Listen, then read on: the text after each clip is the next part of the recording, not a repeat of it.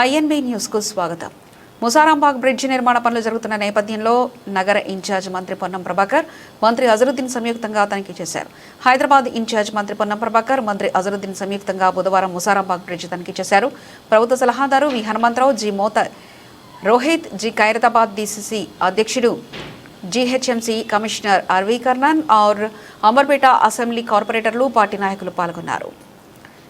Is Sadan Saidabad నిర్మించబోయేటువంటి ప్రజలకు సంబంధించిన పనుల పురోగతిని సమీక్షించడం జరిగింది.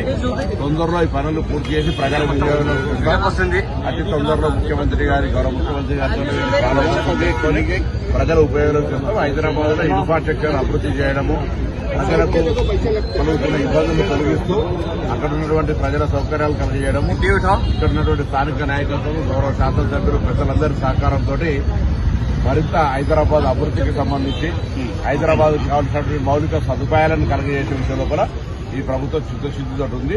అందుకే ఈరోజు అనేకమైనటువంటి ఒక మంచి ప్రణాళికలతో ముందుకు ప్రయత్నం చేస్తాం.